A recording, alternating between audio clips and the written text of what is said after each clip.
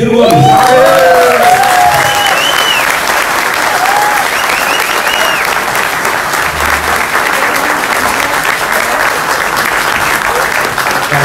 Falar depois do poeta missioneiro Bom, eu quero cumprir aqui um breve, mas muito prazeroso protocolo, dizer um bom dia muito afetuoso a todas, a todos, a cada um dos que vieram até cá, conversar conosco sobre a liderança da nossa companheira, amiga e exemplo extraordinário do valor da mulher brasileira, da mulher gaúcha, a nossa deputada Juliana Brizola. É um privilégio muito grande atender a sua convocação. Cumprimentar ao nosso companheiro, presidente, deputado federal, que só nos dá orgulho, porque se ele tem esse jeito simples, agradável, doce, não é? É um lutador intransigente das causas do Rio Grande e do Brasil, nunca nos decepcionou uma vez sequer na Câmara Federal, Pompeu de Matos. Cumprimentar o líder dessa experiência, não é? Que nos dá muito orgulho, mas é sempre bom a gente lembrar que essa é uma experiência em andamento. Nós ainda somos um lugar muito pobre, com muitas contradições, com imensos desafios por superar, mas de fato olhar para trás, não é? E dar valor àqueles que fazem esta proeza, especialmente aos professores e professoras da rede pública de Sobral, que são liderados pelo Herbert Lima. É sempre uma alegria muito grande para saber que o rumo foi escolhido, foi tomado, e que por aí nós estamos produzindo revoluções na vida e no destino do filho da pobreza do interior do Nordeste, semiárido brasileiro, onde está o endereço da população mais pobre do Brasil. O que já vai indicando que dinheiro não é propriamente o primeiro problema. O jeito de aplicar o dinheiro, o jeito de olhar, o jeito de conciliar com os diversos interesses envolvidos no processo pedagógico é muito mais importante do que aquilo que é gravemente importante, que é pelo menos a decência de um bom salário para os professores, enfim, para os que fazem educação. Quero cumprimentar todas as mulheres do PDT e do Brasil, aqui de Porto Alegre, a pessoa da Tânia, nossa companheira que dirige a Associação da Mulher Trabalhista, e do Christopher Goulart, nosso companheiro senador suplente, que traz um Goulart no nome. Isso é um peso e uma honra muito grande. Para nós é uma alegria cumprimentá-lo mais uma vez, nosso senador suplente. E aí, como a gente brinca sempre lá no interior do Ceará, quando o comício é muito comprido, e tem mais autoridades civis, militares e eclesiásticas, né? Já fica todo mundo saudável. O Herbert vai falar com vocês sobre a questão da educação. E eu estava aqui arrazoando a minha cabeça qual seria a minha contribuição. E eu acho que eu posso fazer muito mais aquilo que é o papel da Força Aérea numa grande batalha. Né? As batalhas modernas, basicamente são enfrentadas primeiro pela Força Aérea, que vai na frente, que detona a distância, minimizando riscos, né? Os instrumentos de hostilidade, do antagonismo, mas a guerra mesmo, ela acontece com a infantaria, com a ocupação, e isso, a infantaria, a ocupação, como se faz uma escola, não é, qualificada, sendo do setor público, experiência em execução, em andamento, não é uma experiência acabada. E aí não tenho dúvida que nós temos aqui que celebrar alguns valores que estão mais ou menos banidos do debate político brasileiro. E esta é a primeira grande questão. Primeiro, a questão da prioridade. Porque se todos nós repararmos, na retórica do povo, na retórica da classe média, na retórica dos discursos políticos, todo mundo diz que a educação é prioridade. E se todo mundo diz há tantos anos, em todos os partidos, em todas as ocasiões, que a educação é prioridade, a educação deveria ser bastante diferente do que é. A educação brasileira, na prática, não é uma prioridade. Esta é a primeira constatação que nós temos que fazer. E ela não é uma prioridade porque o povo brasileiro está experimentando emergências sem precedentes. E a política brasileira de um tempo para cá, como é fenômeno mundial, desenergizou-se e virou, para não falar na rasteira demagogia, marquetagem. Então, o que é o discurso político hoje no Brasil, praticamente do partido encarnado, do partido azul, do partido verde, do partido roxo, qualquer que seja ele? Basicamente, o bastidor funciona assim. Faz-se uma pesquisa, e hoje em dia tem uma história de quanti e quali. Então você pesquisa quantitativamente, qualitativamente, o que é que o povo quer ouvir. E ao se fazer a pesquisa do que é que o povo quer ouvir, nós encontramos o povo nas suas emergências. E aí, qual é na hierarquia das emergências da sociedade brasileira contemporânea o lugar da educação? Acreditem, ele é o 8º lugar, ele é o 9º lugar. E isso começa a deformar a atitude, o comprometimento da governança que se está construindo por esse debate despolitizado e assentado na marquetagem. O que já salta aos olhos a necessidade de escolher políticos que tenham, de fato, um compromisso não demagógico, um compromisso ancestral, um compromisso orgânico, um compromisso verdadeiro com o temário da educação. Porque as emergências brasileiras, eu sempre, para suportar, né, o cansaço de estar, por exemplo, completando hoje 14 dias fora de casa, e não temos campanha política, né? Imagina quando começar a campanha política, você imagina o que é. Mas eu não me conformo de não estar na luta, na militância. A emergência popular é extraordinária. O Brasil está completando, eu vou repetir para vocês o que eu não vou me cansar de repetir, porque isso é um sentido moral superior de nós nos reunirmos. O Brasil hoje vive a pior década em matéria de desenvolvimento econômico dos últimos 120 anos. Pompeu não aguenta mais de ouvir falar isso, mas a gente precisa aclarar isso. E esse número, a pior década em matéria de crescimento econômico, explode na vida do povo, com 14 milhões de desempregados, 40 milhões de brasileiros vivendo de bico, 63 milhões e 700 mil humilhados com nome sujo no SPC, explode no medo da violência, 57 mil homicídios, 66 mil estupros, oficialmente registrados nos últimos 12 meses oficiais no Brasil, explode por quem está angustiado com o tecido produtivo, 613 mil empresas foram fechadas no Brasil, Lia, nos últimos 4 anos, 613 mil empresas. Neste momento, Juliana, 5 milhões e 500 mil pequenas empresas estão inadimplentes, na antessala, não é, da falência. Ora, em que lugar cabe? As epidemias estão de volta. O Brasil é um país certificado internacionalmente como área livre de sarampo. O poderoso e rico estado de São Paulo está chegando à macabra cifra de 9 mil casos de sarampo nos últimos 8 meses.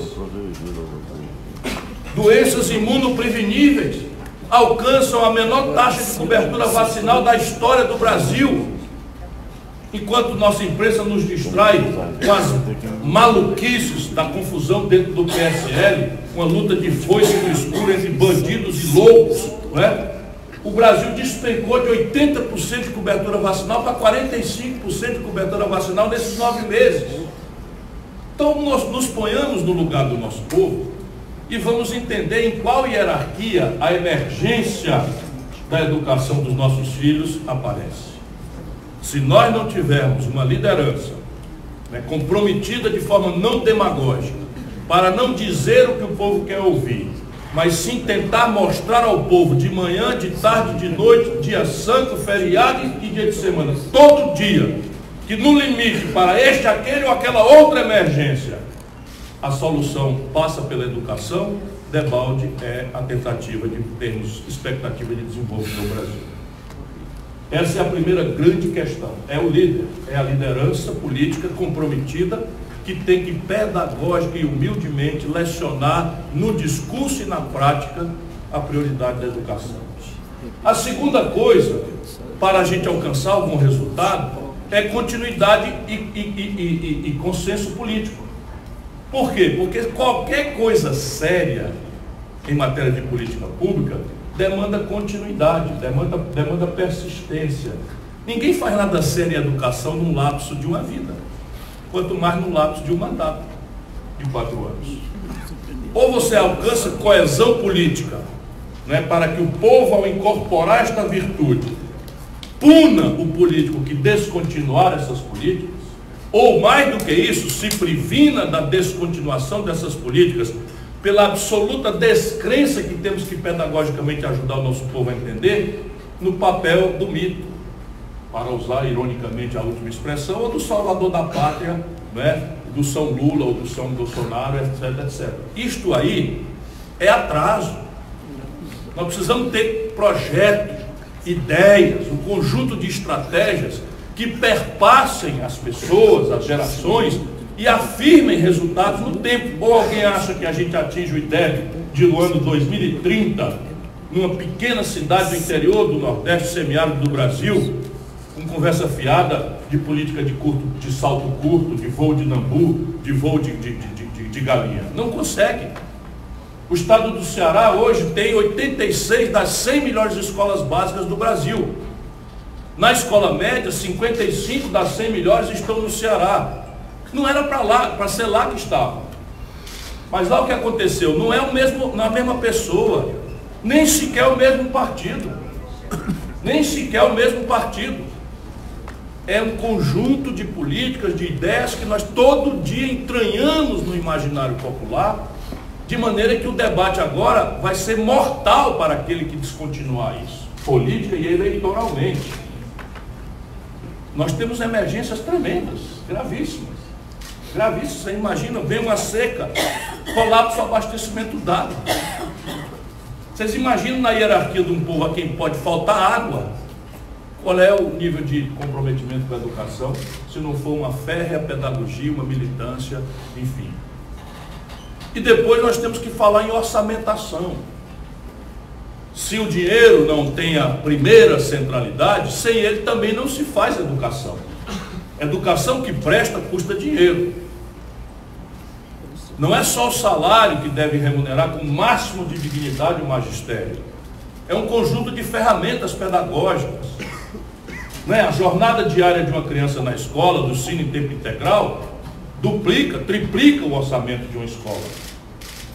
Porque vão ali as refeições, vai ali a assistência médica odontológica, vai ali a assistência psicológica, vai ali uma porção de coisas em que a escola, nesse país de família destruída, como está vivendo o Brasil, de uma dupla jornada de trabalho imposta às mulheres pela selvageria da crise econômica, de 76% das famílias pobres serem lideradas por mulheres porque os maridos abandonaram, foram embora. A escola vem para cumprir papéis que outrora eram da família, a partir de coisas triviais, essenciais ou literalmente vitais, como comida. Há ambientes em que as férias escolares têm que manter a escola aberta para a merenda escolar, senão as crianças vão passar fome no Brasil. E não é no Brasil do Nordeste, não. É no Brasil da periferia das grandes cidades do país. Tamanho é a miséria. Tamanha é a miséria. Sabe o que está acontecendo com o Brasil hoje? Falando em orçamentação, 51% do povo brasileiro individualmente vive com menos de R$413 por mês. E do que se me acusa é de ser, como é que chama?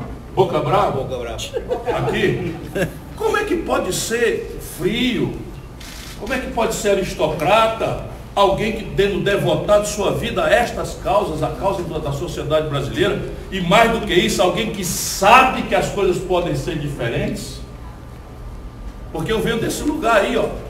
Estava ouvindo o rádio agora, o Rio Grande do Sul, o quarto estado brasileiro em matéria de desenvolvimento industrial, o Rio Grande do Sul de uma geografia pródiga, onde se planta a uva, onde se planta o trigo, onde se planta a soja, onde se colhe, enfim, faz um vinho de primeira qualidade, atrasando os funcionários numa crise fiscal de 20 anos.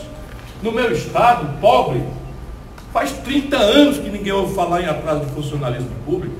Ora, se o céu abençoado pelo Cruzeiro do Sul é o mesmo, se o chão de vocês é até mais generoso e pródigo, porque no Ceará, se você plantar um pé de trigo, não é, num jarro e ficar cuidando dele com ar-condicionado, ele não nasce. Porque nós somos o semiárido, é outra cultura, é outro jogo, outro clima. Nenhuma queixa. Esse é o nosso ambiente. Mas se lá não se fala em atraso de funcionário, por que no Rio Grande? Por que em Minas? Por que no Rio de Janeiro? Qual é a diferença? É a política.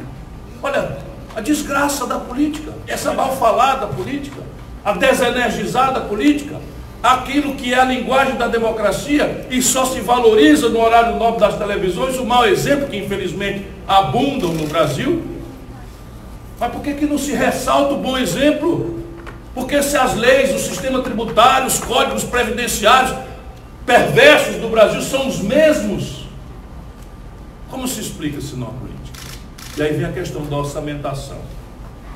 Eu devo lhes falar sobre o ponto de vista nacional. E repare uma coisa, esse ano o Brasil está com a pior execução orçamentária da história em educação. Se quisermos, podemos dizer a mesma coisa em relação à ciência e tecnologia. Se quisermos, podemos dizer a mesma coisa em segurança pública. Se quisermos, podemos dizer a mesma coisa em saúde pública. E na taxa de investimento, que seria teoricamente a alavanca propulsora mais importante do desenvolvimento no momento de crise do capitalismo, o Brasil está com a menor taxa de investimento da nossa história. E ano que vem pior. Porque para resolver essas maluquices, a nossa elite em Brasília, sem precedente internacional ou sem qualquer referência na literatura, resolveu impor um congelamento de gastos por 20 anos, por exemplo, em educação. Ora, se 2 milhões de garotos nascem no Brasil por ano, como é que eu posso congelar por 20 anos o já precário gasto em educação? Eu estou dizendo para 2 milhões de crianças que nascem que elas não terão creche, que elas não terão acompanhamento na primeira escola, salvo se o nominal disso não for estressado para baixo, porque esta imensa loucura praticada pelo Congresso Nacional Brasileiro na legislatura anterior, mas que a gente tem que pôr em debate, porque ano que vem vai colapsar a estrutura, vão colapsar estruturas públicas, especialmente universidades federais, institutos federais de educação. Nós estamos aqui numa escola que o Brasil inteiro a respeita e admira, que é a Universidade Federal do Rio Grande do Sul, sede de um pensamento nacional brasileiro muito relevante, não terão recursos para sustentar o custeio, o que não dizer do investimento e das expansões necessárias só pelo crescimento vegetativo da população. Pois bem, isso tem saída? Eu vou dar para vocês aqui, eu estou repetindo, porque sem orçamentação, de novo, a prioridade, a obsessão de perseguir objetivos continuamente, a valorização do consenso político, que são as premissas desse esforço que me cabe refletir hoje aqui consigo, que o Herbert iluminará a questão mais prática da educação, nós precisamos ofender alguns interesses. Simples assim, porque o déficit esse ano é de 130 bilhões de reais, o déficit do Tesouro Nacional, 130 bilhões de reais. Então o país inteiro está levado, e o Rio Grande do Sul é elevado à segunda potência, ao quadrado, porque a crise nacional rebate, e aqui no Rio Grande do Sul tem as questões locais do Rio Grande do Sul. Um quadro previdenciário muito precário, difícil, que não tem solução, uma dívida pública que foi assinada de forma lesiva aos interesses do Rio Grande do Sul, e eu falo isso há mais de 25 anos. O Palácio do Piratini virou uma usina de destruição de lideranças, e eu quero crer que isso não é por acaso, porque isto obedece a uma macroestratégia de enfraquecer o Rio Grande politicamente, de enfraquecer Minas Gerais politicamente, para que uma única oligarquia prevaleça e monopolize o poder político no Brasil. Isso é uma vendida de 32, eu não tenho a menor dúvida. Não tenho a menor dúvida, mas isso é outro momento para a gente refletir sobre o assunto. O fato é que o Palácio do Piratini virou uma usina de destruição de lideranças. E o problema é esse: a Previdência Social falida, e o Rio Grande não tem energia sozinhos para fazer a solução. Um quadro de fluxo em que algumas questões são delicadíssimas, por exemplo, o Ministério Público e o Judiciário do Rio Grande custam o dobro orçamentário como proporção da média do Brasil. Isso é um problema muito delicado para vocês, mas há uma grande lesão na dívida pública, que é inflada por juros exorbitantes feitos unilateralmente pela União, e o Rio Grande devia 17, pagou 35 e deve 50, nos últimos 25 anos que eu acompanho.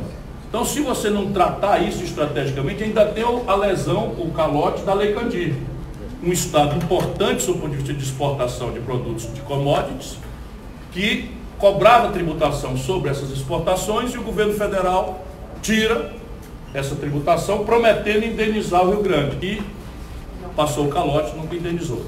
Então essas contas todas fazem com que você falar em educação ou em qualquer outra questão a sério não tenha fundamento fora de um grande debate de restaurar as condições do financiamento do setor público brasileiro. Na União Federal é assim, 130 bilhões é o déficit. Vou dar aqui para vocês algumas sugestões que eu tenho tentado falar E é por essa razão que batem no carteiro. É para as pessoas não lerem a carta. Repare o que é o Brasil. 130 é o déficit. Se o Brasil cobrar igual como fazem todos os países do mundo, escutem bem o que eu estou dizendo, que isso é um desafio intelectual quando a pessoa usa assim uma palavra. Todo país do mundo cobra imposto sobre lucros e dividendos empresariais das grandes corporações, menos o Brasil e a pequena Estônia do leste da Europa. Então, só em linha com as melhores práticas, se a gente voltar a cobrar esse imposto, que eu já cobrei quando ministro da Fazenda, o Brasil pode arrecadar 70 bilhões de reais em 12 meses. Guarda 70 bilhões aí para mim, eu vou ali buscar mais. Esse ano, o Brasil dispensou de renúncia fiscal, sem nenhum critério, não posso nem duvidar da boa-fé, mas estou dizendo um número, sem nenhum critério, o Brasil fez renúncias fiscais de impostos devidos de 350 bilhões de reais em um ano. Se nós chamarmos os beneficiários dessa renúncia fiscal e suplicarmos a ele humildemente uma contribuição para esse momento de mais grave crise da história do Brasil e pedirmos para descontar só 20%, 20%, o Brasil arrecada 70 bi.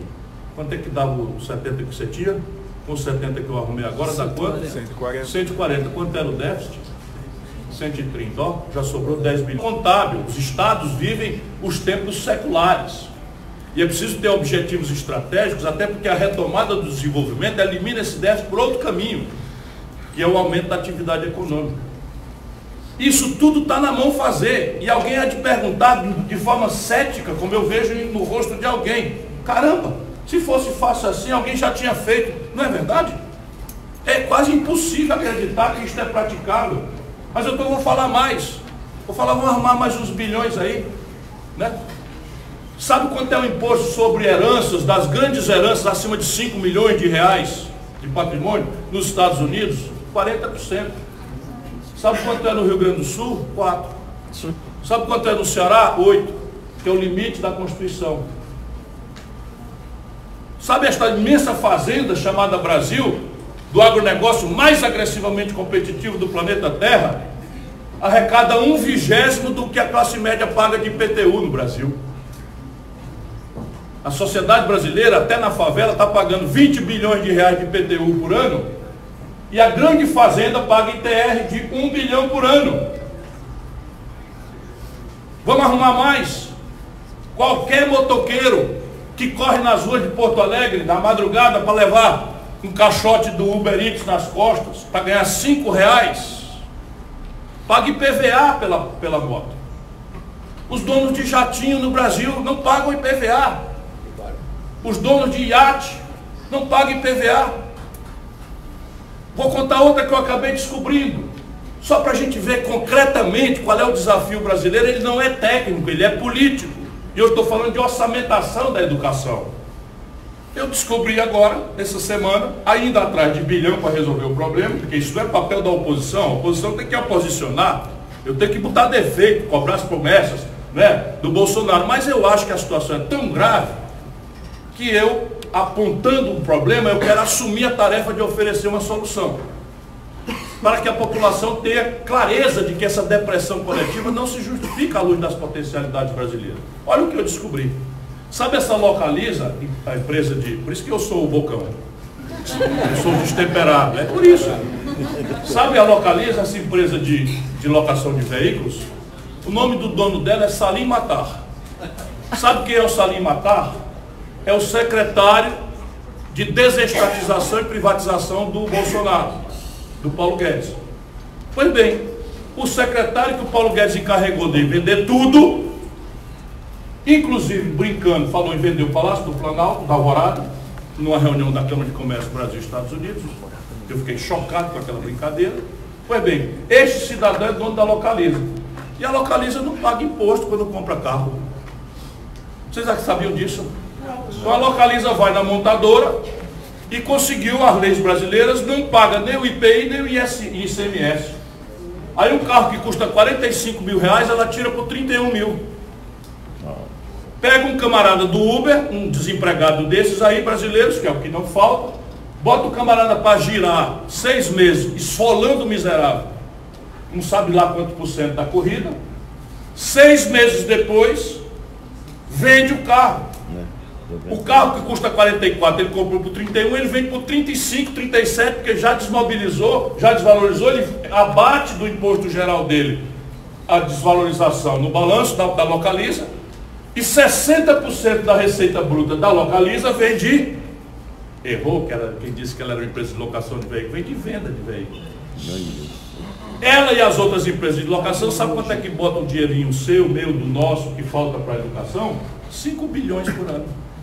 Assim como eu acabei de dizer, 5 bilhões por ano. Sabe quanto é o contingenciamento todo do orçamentação das universidades federais do Brasil, com essa crise toda? 8 bilhões de reais por ano. Pergunta, o que é mais justo? Dispensar o imposto do Salim Matar para essa jogada ou pagar as contas da universidade para educar nossos jovens? Aqui então termina a minha reflexão. Esse é o problema do Brasil, não é um problema técnico. E se você estivesse no Chile, na Colômbia, na Venezuela, você não tem essas saídas. Na Argentina, coitados, foram longe demais nesta loucura. O Brasil é um dos raros, para não dizer o único país do mundo do desenvolvimento retardatário que tem essas imensas portas de saída. E isso nos traz ao tempo presente o embate por resolver o problema da conta pública para ter orçamentação. E aí você tem os equipamentos, a Força Aérea preparou o seu território para que a infantaria chegue. O que é a infantaria? É um professor bem treinado, é uma gestão escolar imune à demagogia, inclusive corporativista, porque nós saímos de nomear diretor de escola por cartão de vereador para a pseudo-democratização de eleger diretor de escola por professores. Diretor de escola é uma função absolutamente profissional. É preciso que ele tenha treinamento específico, capacitação específica, que dê contas, que dê resultado, que produza, que replique os manuais das melhores práticas que os outros ajudaram a construir.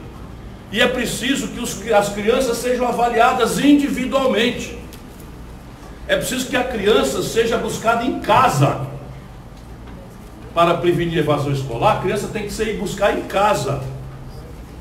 E isso tudo são as práticas que muito melhormente o Herbert descreverá para vocês. Ou seja, tem jeito, depende da gente exercitar aquilo que a democracia nos permite, que é ser cidadão e parar de acreditar em Papai Noel. Muito obrigado por sua atenção.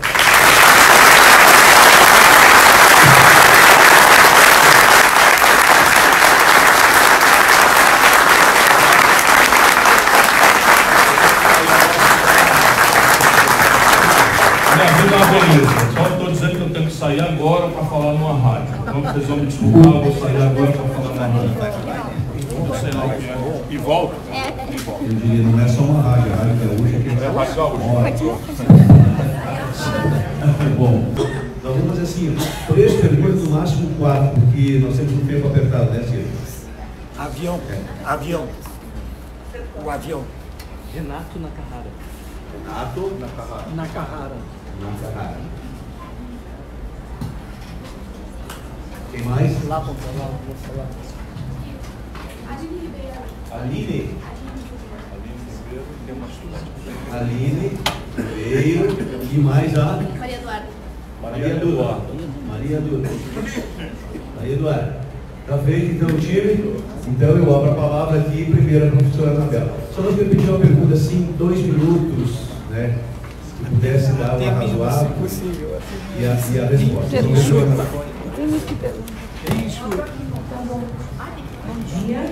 Um dia muito especial ao Ciro, nosso futuro presidente do Brasil. Uma alegria estar aqui contigo, Pompeu, Juliana, Herbert, os estudantes presentes, os companheiros do PDT. Eu sou professora há 32 anos em Gravataí. Gravataí é uma cidade, talvez o mesmo porte de Sobral, tem quase 300 mil habitantes. É isso, um pouco maior, mas a rede é mais ou menos do mesmo tamanho. A rede é de em torno de 30 mil estudantes na rede municipal. E nós somos a cidade do Rio Grande do Sul, é uma das maiores economias do estado, se você puder conhecer, né? Já esteve lá conosco, tem a GM, nós temos um dos maiores PIBs do Rio Grande do Sul. No entanto, nosso IDEB, eu estava fazendo agora para relembrar, está em 5,4, sendo que a nossa meta era atingir 5,8. E é um descamado que acontece lá. Eu estou na rede municipal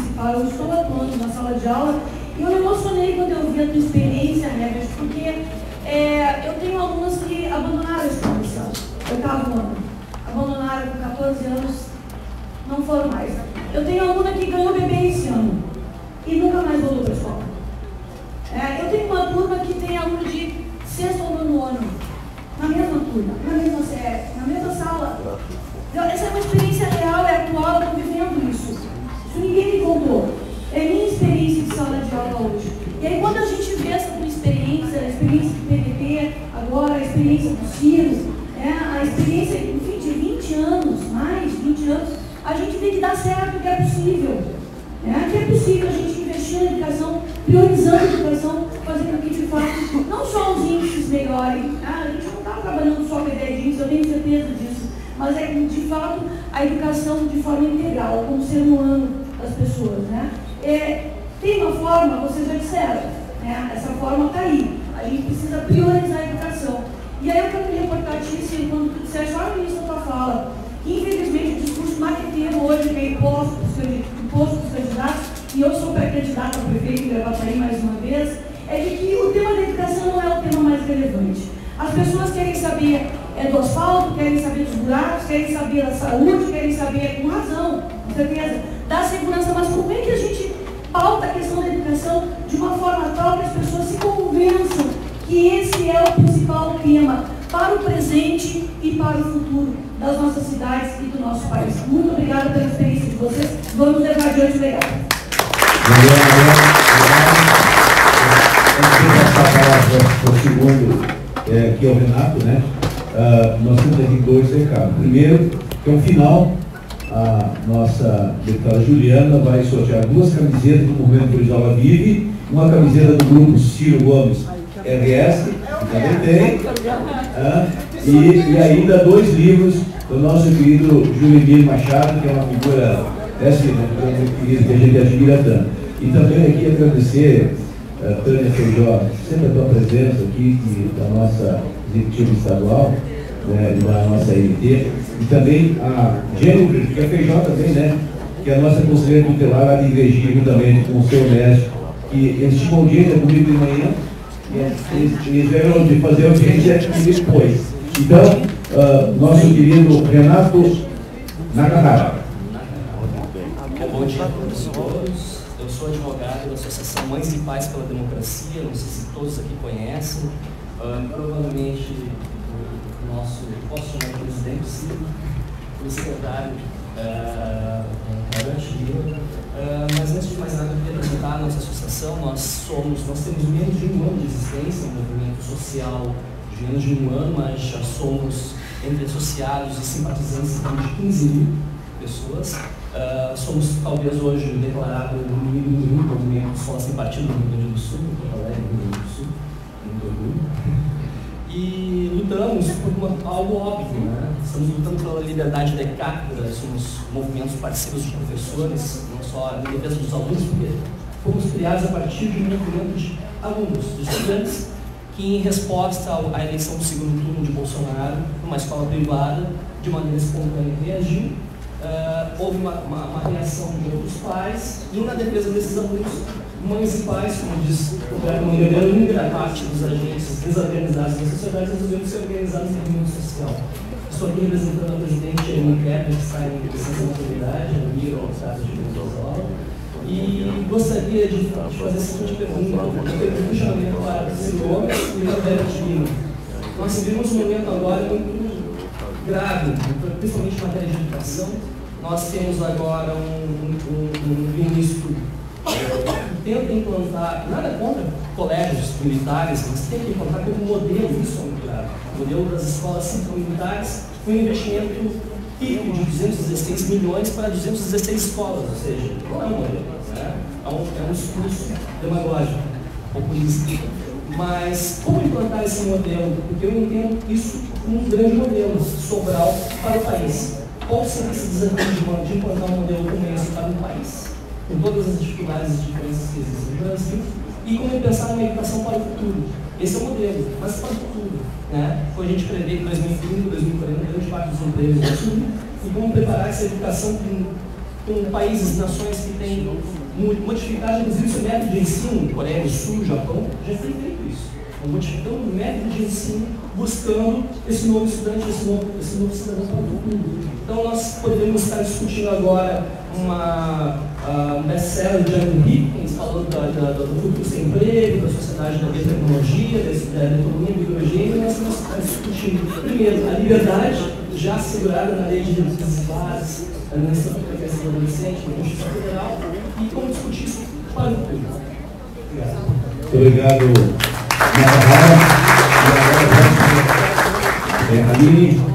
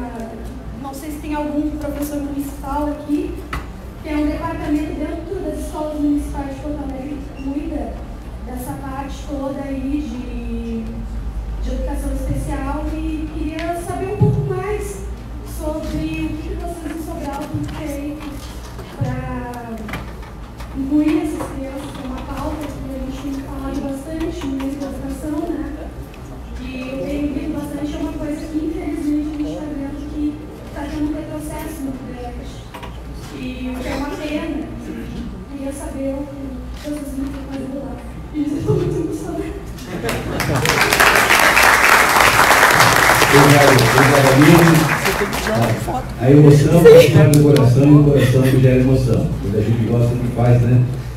Agora então a Maria Eduarda. Olá, tudo bom? Bom dia. Eu sou estudante de pedagogia aqui da série 2 e eu queria saber, na verdade, mais sobre a questão, como tu disseste, do turno integral, que são as crianças inseridas no turno integral, que é uma coisa excelente, mas me preocupa também a questão do convívio familiar. Como que a família inserida dentro das comunidades escolares, enfim, né, para mim é quase uma primazia da escola e sem a família, mas apenas as crianças. A família também é extremamente vital nesse processo de proteção, enfim. Então eu queria saber mais um pouquinho sobre essa questão de como a família é inserida dentro das comunidades escolares. Obrigada.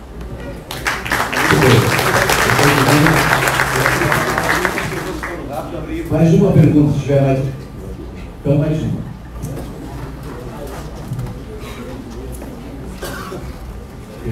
Quebrado e Cachoeirinha. Vem de Cachoeirinha e volta para o nosso passeio, graças a Deus. Ontem a Juliana dizia com orgulho como é bom encher o peito para falar do TDT, né? Fiquei 9 anos afastado. É outra coisa voltar para casa. Há 25 anos atrás, foi inaugurado 2 escolas lá no meu município, 2 CAICs.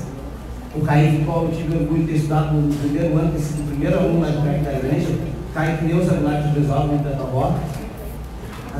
Muito orgulho de ter visto o Brizola lá no meio da criança, vendo o Colares, o Brizola, as famílias empolgadas, porque sonhavam em ver um líder de fato defender a educação como a gente está vendo hoje, que é diferenciada daquela falácia que esses partidos tanto exploram da inconsciência e da própria ignorância do nosso povo, o abuso da forma de educação. Ontem o companheiro Lupe disse que um rapaz ao encontrar o Brizola, eles circulavam para dentro da escola no final de semana, e eu fiquei olhando aquilo porque realmente fazia a mesma coisa. Eu moro ainda no bairro de Santa Isabel, eu estudava na igreja, que é mais ainda na Zona Norte, eu ia de a pé para a escola, porque eu saí da escola próxima da minha para me transferir para lá. Os meus pais me transferiram porque sabiam que era uma escola que faria diferença na minha vida e fez, de fato. Eu chegava lá, tomava um cafezão da manhã, às 10 da manhã, próximo das 10 da manhã, antes do recreio, pós do recreio, nós comíamos 2 a 3 frutas diferentes com suco, não que suco, e saímos alimentados, é verdade? Saímos alimentados de dente escovado, o Brizola da palavra do centímetro na escova de dente. Nós passamos por isso lá em Cachoeirinha. Só que faz 25 anos que o governo do estado não constrói uma escola, uma sala de aula no meu município. Isso refletiu nas ruas, essa onda bolsonarista que passou por aqui nos aterrorizou na Cachoeirinha, pela essa falta de educação. Então a pergunta que eu faço para os dois, porque os outros dois a gente convive mais direto, então a gente pode dialogar mais seguido, e principalmente para ti, que será, e com certeza será, o presidente do Brizola, infelizmente, conservador, sabe que o capitalismo da educação é a única ferramenta de transformação da nossa cidade. De que forma aquele menino, hoje, pai de família, sei lá o quê, que pulava para dentro da escola, porque sabia que ali era sua referência, de fato, a sua segunda casa, eu morei de aluguel a vida toda, então sei o que é a escola ser a minha primeira casa. De que fato vai acontecer aquele guri que pulava lá para dentro, da mesma forma que eu pulava lá para o Caíque da Deus Eduardo de Brizola, fazer uma criança que não teve os pais que eu tive, que me incentivaram a educação desde sempre, aquele filho da Maria, do seu Pedro, que é operário, de que forma convencer essa criança, de novo, a pular para dentro da escola? Essa pergunta que eu deixo no companheiro.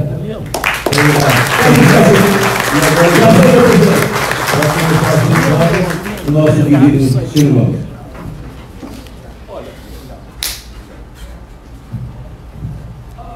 As pessoas só ficarão dentro da escola se a escola for um lugar atraente. Isso é uma obviedade. Ela tem que ser interessante por todos os aspectos. O primeiro aspecto é utilitário, funcional, a comida. Para a criança que não tem tanto juízo crítico ainda, é uma coisa. Mas o espaço tem que ser um espaço atraente, interessante.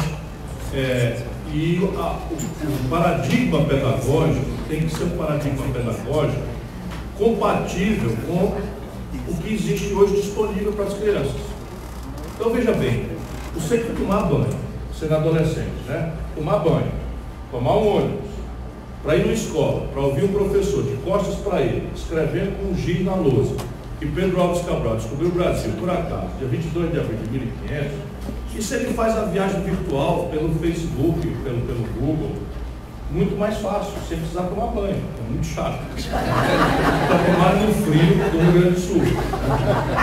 Então, isso que eu estou falando, assim, você tem que fazer da escola um lugar em que as pessoas aprendam a perguntar.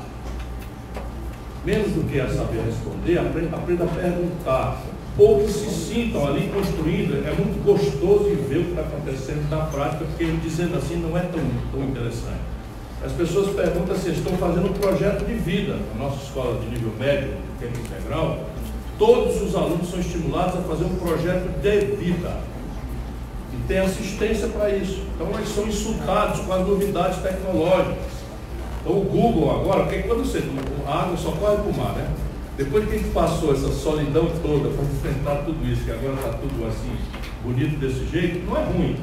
Mas nós agora temos, por exemplo, a doação da Google. Fez uma sala laboratório na Google, laboratório Google.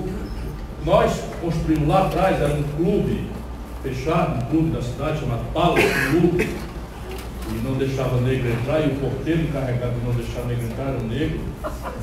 Eu ainda vi essa aberração. Aquilo entrou em decadência, a prefeitura desapropriou, e hoje é um centro de línguas, um laboratório de ciências. Então a nossa meninada é insultada. Então a história do coisa que vocês viram aí, que ele não contou direito, é assim, é uma fatalidade. Ali no ano 1919, a teoria da relatividade era uma loucura, porque confrontava a observação newtoniana, né, de que a gravidade era uma força reta, etc, e que o tempo era uma grandeza absoluta, que o espaço era uma grandeza absoluta, e o Einstein vem desoposto de tudo isso. Para provar a teoria da relatividade, era necessário demonstrar que a luz fazia uma curva em função da gravidade, que relativizaria tudo, que é a teoria da relatividade.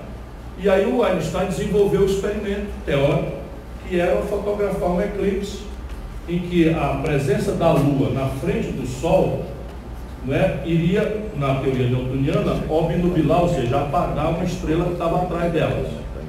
Porém, pela teoria da relatividade, essa luz faz uma curva, tem uma estrela atrás do Sol, faz uma curva e passa. E aí houve um eclipse em 1919, o lugar mais visível desse eclipse era na África e o outro em Sobral. E o Einstein mandou uma missão para a África e outra para Sobral. Deu sorte nublou lá, né? E Sobral não nubla nunca.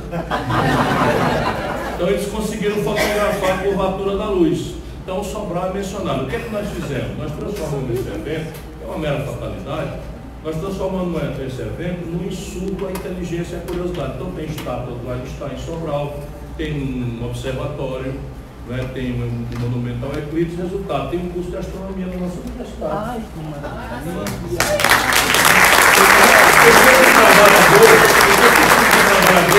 Tem que treinar para ser eletrotécnico ou bombeiro hidráulico, como esse bosta desse ministro da Educação falou. Você imagina o bosta do ministro da Educação brasileiro, tem outra palavra para dizer? O ministro da Educação devia estar estimulando as pessoas, dizer assim, o Brasil tem doutor demais, tem que aprender a ser bombeiro hidráulico. Isso é uma política canhorda do Brasil, que é para o nosso povo.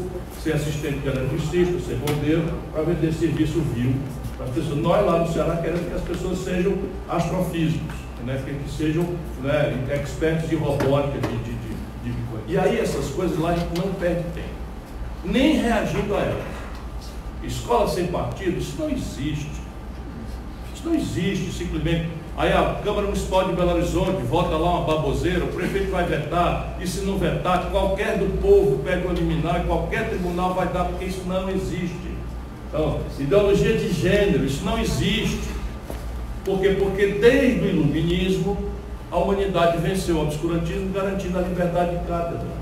E a Constituição brasileira é absolutamente transparente, limpa e cristalina e objetiva. Na sala de aula, quem manda e diz o que quiser dizer é o professor. E ponto final. Quem achar ruim, achou ruim. Agora você imagina um camarada chegar a dar uma aula e dizer assim, olha, eu queria esclarecer que em 1888 a princesa Isabel assinou uma lei que aboliu a escravidão, mas na data havia algumas pessoas que diziam que a escravidão era uma coisa muito boa, porque as pessoas não eram obrigadas a comprar sua própria comida, porque eram jumentos, cavalos e escravos, tinham que ser alimentados pelo dono dos jumentos, dos cavalos e dos escravos. No século XXI, você fica uma calhordice dessa, e isso tem que ser protegido por nós, os cidadãos brasileiros. Então, essa semana passada, 2 energúmenos, 2 mentecapos, e eles são curiosamente muito parecidos, tudo marombatinho, com a cabeça desse tamanho e tal. 2 vagabundos, do PSL naturalmente, entraram no Colégio Pedro II no Rio de Janeiro para fiscalizar o que os professores estavam dizendo. Levaram um faça-cachorro da meninada. E isso é o que nós temos que fazer. Passa daqui, cachorro! O mínimo!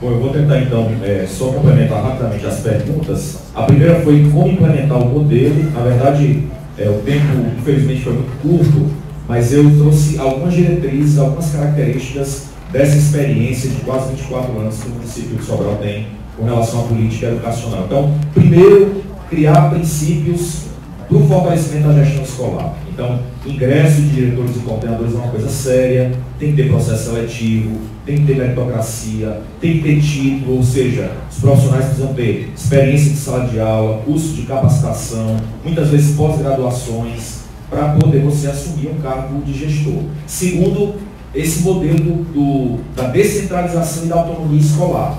O diretor, o gestor, que tem capacitação, que fez um processo seletivo, ele tem seu orçamento, seu recurso próprio, financeiro, independente. Então ele gera os recursos, ele investe na escola, ele mantém a infraestrutura, ele mantém a limpeza, a cultura, ele faz pequenas aquisições, e isso dá ao gestor escolar o poder de decisão. A gente não pode burocratizar processos que são administrativos imediatos na administração pública, criando obstáculos ou centralizando isso na prefeitura, né? A escola tem que ter autonomia, a escola tem que ter, obviamente, dentro do limite do que a lei permite, levando em consideração as questões ligadas a licitações e outras questões jurídicas.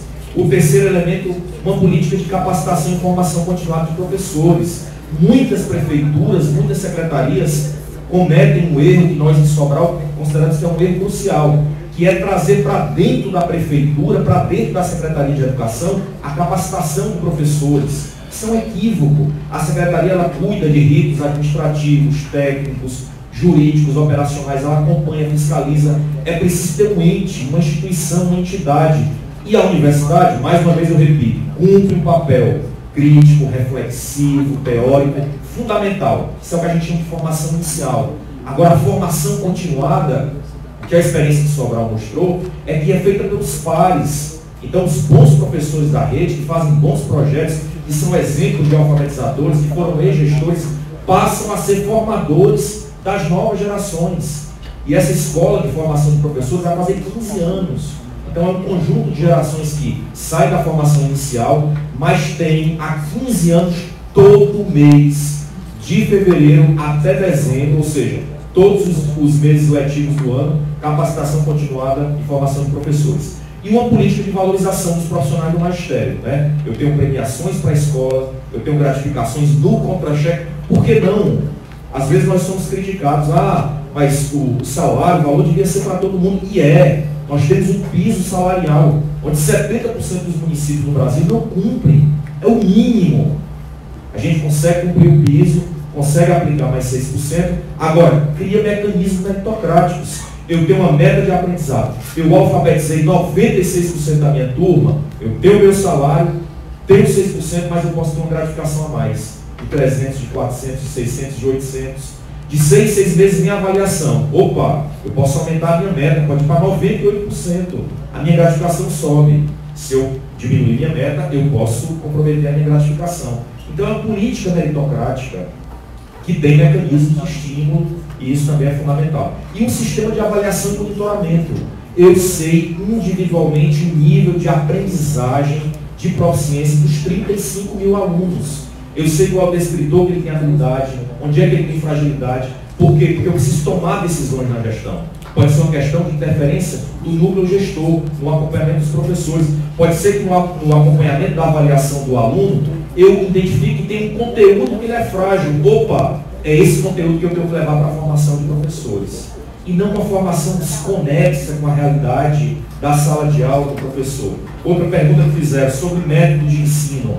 Eu acho que o Ciro já colocou isso muito bem. Nós não perdemos tempo com isso em Sobral. Recentemente teve uma discussão imensa no Brasil, porque o Ministério da Educação optou por um método de alfabetização. Não existem dois, não existem dezenas de métodos no mundo inteiro.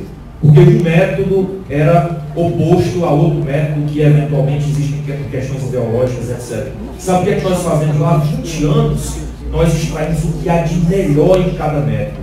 Pode ser o método fônico, pode ser o método global, pode ser construtivista, pode ser interacionista. A gente tira o que é de melhor, empodera o professor, e quando ele vai para o chão da sala de aula, olhando para a realidade dos alunos dele, ele ensina dentro do que ele pode extrair melhor de cada método. Então, essas discussões sobre escola sem partido, ideologia de gênero, método fônico, outro método de alfabetização, nada disso nos distrai. Nós não perdemos tempo nisso, de maneira alguma, porque isso aí faz com que a gente passe a discutir coisas que não têm fundamento, que não tem sentido, teoria nenhuma, de autor nenhum, seja ele Paulo Freire, Valon, Vygotsky, etc., se implementa na prática, em sala de aula, levando em consideração questões ideológicas. Esses autores, esses princípios, essas teorias, elas fundamentam o pensamento clássico. Mas na prática mesmo, o professor tem que ter um bom material didático, tem que ter formação continuada, tem que ter por trás uma política de materiais didáticos disponíveis. Nós temos no Brasil hoje o PNLD, que é o Plano Nacional do Livro Didático. É um imenso avanço. O Brasil não tinha livro didático há menos de 2 décadas atrás. Hoje, os estudantes do ensino fundamental 1, 2 e quase todos do médio recebem. Da educação infantil, nenhum recebe.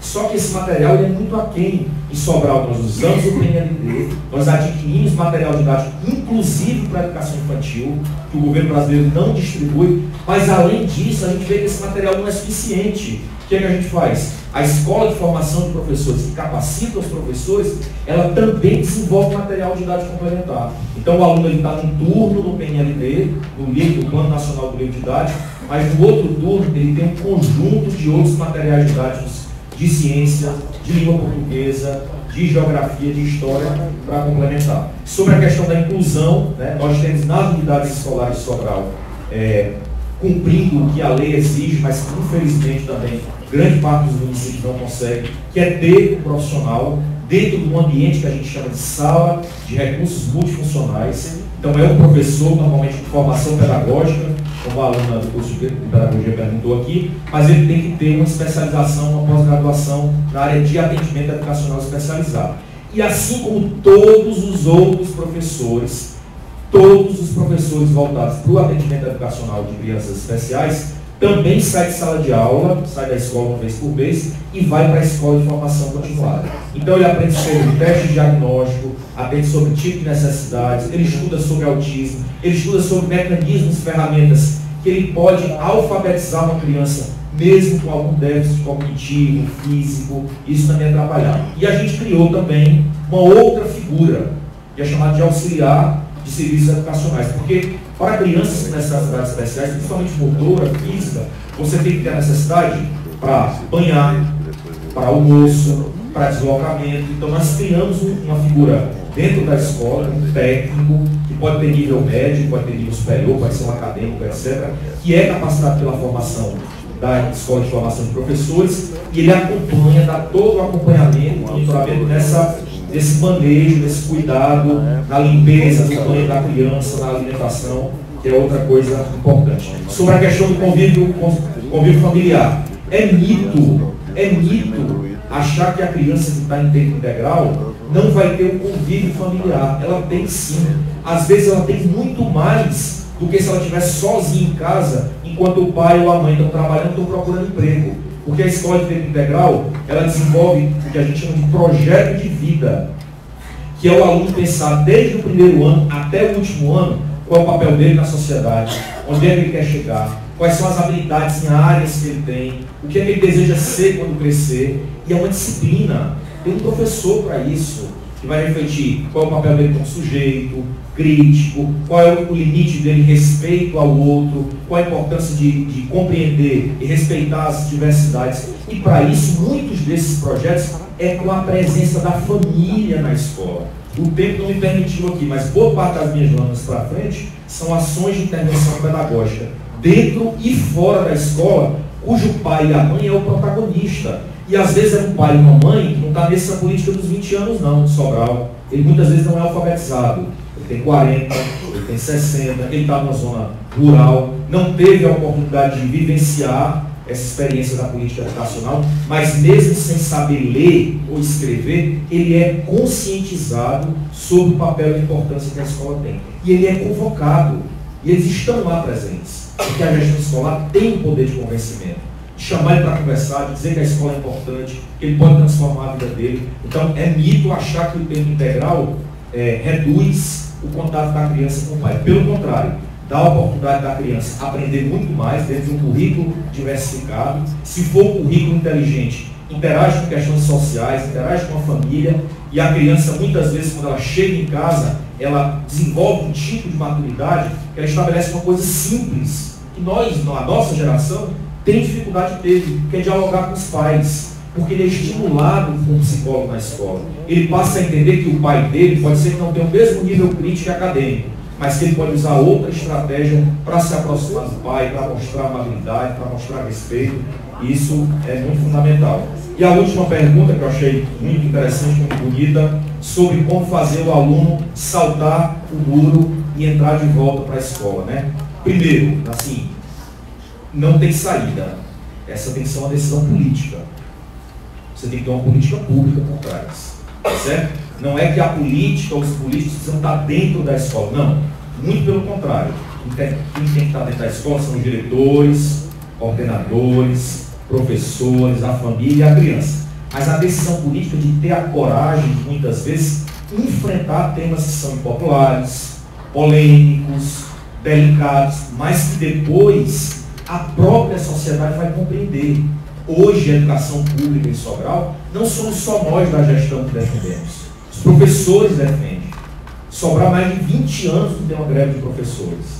Hoje, não é só a rede pública municipal que defende, são os pais que defendem a escola. Muitas vezes a oposição política de Sobral, que é baixa, que é muitas vezes rasteira, que não tem alternativas porque se alia aos piores nomes de políticos que a gente pode imaginar no nosso país, tenta descaracterizar ou desqualificar o trabalho da educação pública de Sobral. E antes mesmo de nós defendermos, quem defende são os pais. Eles vão para frente da escola. Eles dizem, opa, peraí, daqui para fora você pode latir. Agora daqui para dentro da escola não. Ela é nossa, ela pertence à cidade e é ela que educa os nossos filhos com muita qualidade. Eu acho que depois de uma experiência de 20 anos, e aí eu acho que o Ciro colocou muito bem, que está iniciando, a educação se transforma por décadas, mas depois de uma experiência de 20 anos, onde Sobral fez o básico, o feijão com arroz, sabe o que é? Tirar temas que não são prioritários dentro da escola e dar à escola o que lhe compete, que é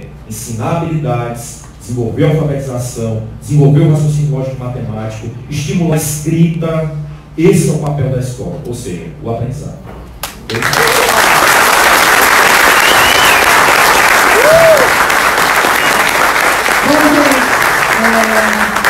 Os nossos convidados eles têm que ir, mas eu gostaria de deixar uma lembrancinha aqui do povo do Rio Grande do Sul, para ti.